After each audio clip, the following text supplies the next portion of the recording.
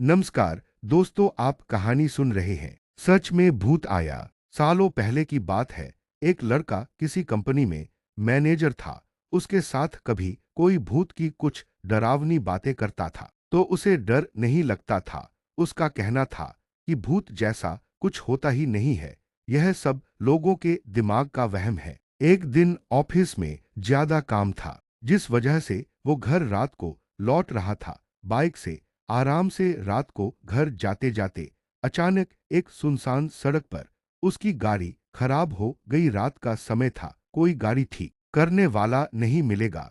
सोचते हुए वो अपनी बाइक को खींचते हुए पैदल चलने लगा। कुछ ही दूर पहुंचा था कि उसे एक बस स्टॉप के पास कोई फकीर बैठा हुआ दिख गया। काफी देर से बाइक खींच रहे लड़के ने भी सोचा थोड़ी देर इधर ही इंतजार कर लेता हूँ। वो सीधे फकीर के पास चला गया और बैठकर उससे बातें करने लगा। दोनों के बीच करीब 10 मिनट तक बात हुई और उसी वक्त भूतों का जिक्र भी आ गया। हंसते हुए लड़के ने कहा कि भूत जैसा कुछ नहीं होता है और न ही मैं इन्हें मानता हूँ।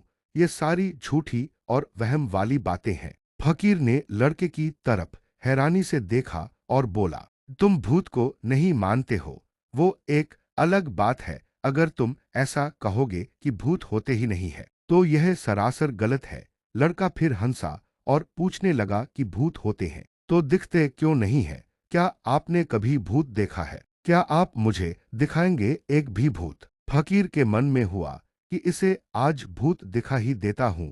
उसने लड़के को अपने पीछे चलते रहने के लिए कहा और आगे श्मशान की ओर बढ़ गया। सुनसान रास्ते में दोनों पैदल चल रहे थे। अब लड़के को थोड़ा डर लगने लगा, लेकिन हिम्मत करते हुए वो आगे बढ़ा। कुछ ही देर में दोनों श्मशान पहुंचे। वहां कई मुर्दा चल रहे थे। फकीर ने उस लड़के को एक जगह पर बैठाया और कहा कि यहाँ कुछ देर पहले ही एक लाश जली थी। अब तुम्हें यहाँ मैं भूत दिखाऊंगा। फकीर ने फटाफट वहां पर कील गाड़कर एक धागा बांध दिया। अब धागे का आखिरी हिस्सा उस लड़के के हाथ में थमाते हुए कहा, धागे की सीध में मैंने 4 बताशे रखे हैं। इन्हें खाने के लिए 4 आत्माएं आएंगी। जब तक आत्मा इन बताशों को पूरा न खा ले तब तक तुम इस धागे को बिल्कुल भी मत छोड़ना, वरना तुम्हारे साथ बहुत बुरा होगा।